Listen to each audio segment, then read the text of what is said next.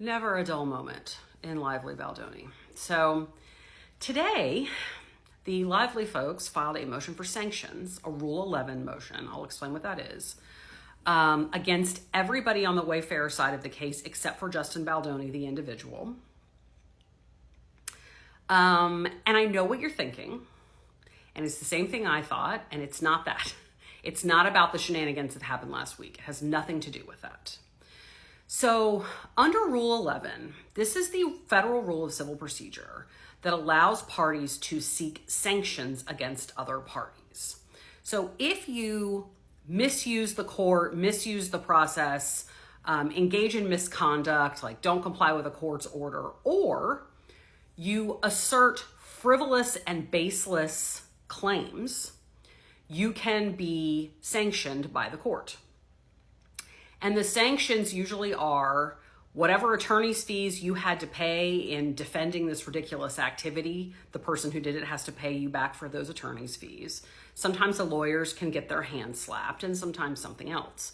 But sanctions are, people ask really early on, like, what are the remedies for people bringing frivolous claims in civil court? This is one of the remedies. I have seen it used a couple of times. I have seen it granted a couple of times. They were in cases where, I'm trying to think of them all now. There's a case where somebody didn't comply with a court's order, right? I think it was a discovery order in the case, and it was like, here's your deadline, and they blew right past the deadline, and sanctions were filed, and they had to file a motion to compel, and so they got all their attorney's fees paid for having to deal with that. And then there's this other type on the frivolous claims. I have seen that happen once before when, I'm trying to remember what exactly the allegations were in that case. But typically where it happens is something like, let's say I file a claim for discrimination. And I say, I have been discriminated against because people with brown hair and red highlights just cannot get a fucking break in this country, right? And the other side files a motion to dismiss, obviously, because having brown hair with red highlights is not a protected class, gets a dismissal with prejudice, and then files a motion for sanctions saying, I should not have had to expend my money on lawyers to defend against a claim like that. That is absolute horseshit. It never had a chance.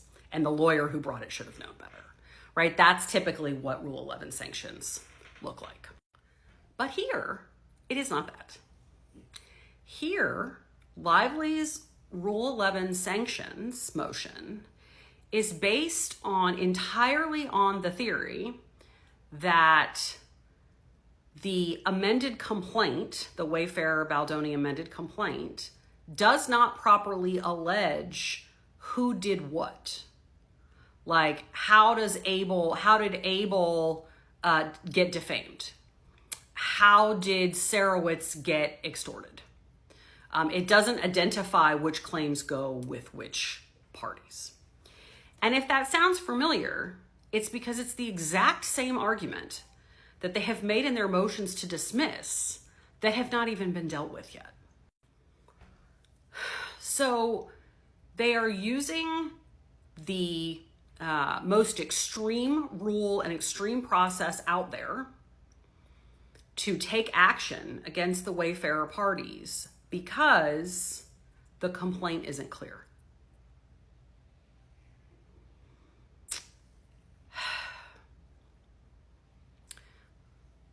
I'm earnestly trying to look at both sides of this. I really am.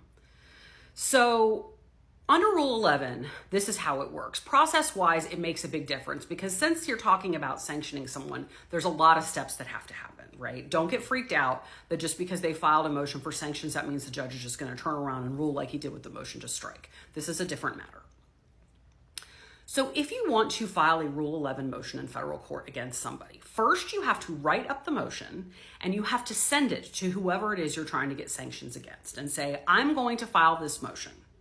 And you have to give them 21 calendar days to either respond to you or to pull and withdraw whatever it is that you're claiming is inappropriate. It's called the safe harbor period. So Lively's side sent all of these sanctions motions to the Wayfarer people on April the 23rd and said, and it's against everybody but Valdoni. There's a separate one for every single one except for Valdoni. And And so the 21 days ran last Tuesday. Okay? Last Tuesday, the Wayfarer people filed their response saying, we're not withdrawing shit. All you're doing is re-arguing your motions to dismiss, saying that we have like messy pleading is not anywhere near the standard that's enough for a Rule 11. And even if the judge did grant our motion to dismiss and say we needed to clean up some of our pleadings, we would still get another chance. And if we get another chance, it's not frivolous, which means sanctions wouldn't apply. And I frankly think that they're right. I would be shocked out of my mind if somebody got Rule 11 sanctions for a messy complaint. Now, I know this judge is pissed off at Friedman already, so maybe there's something going on that I don't know about. But Rule 11 for a pleading deficiency is out there. Then there's this other part where they're doing their typical everyone's behaving badly part. So at the end of the Lively sanctions motions that they served 3.5 weeks ago, they say, here's all the reasons why, Jennifer Abel was never defamed and they shouldn't be pleading that and all that kind of stuff. They say, oh, and by the way, here are all these public statements that their lawyer, Brian Friedman, has made about how he wants to ruin Blake Lively's life and he wants to go after her and he wants to attack her. And so if you put those two things together, you can see that the only reason they are bringing these claims is to harm and harass Miss Lively. And Wayfarer's response to that is things he says to the media are not in the record of the court. And which, I don't know, the judge didn't seem to like that last week. When they wrote this letter, they didn't know that. And they also say, though, that actually the very thing that you're accusing us of doing, which is using the court to harass and intimidate the other side, you're doing through this motion for sanctions. So you're doing the very thing that you're accusing. So it's just more of like, no, you're the worst. No, you're the worst. No, you're the worst. The same shit they always do.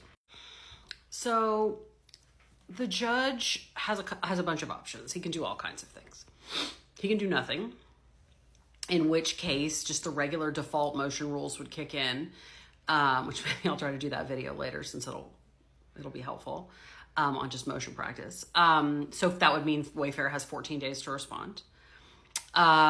He could enter an order to show cause, which is basically a judge saying, I think this is right. I need you to tell me why it's not.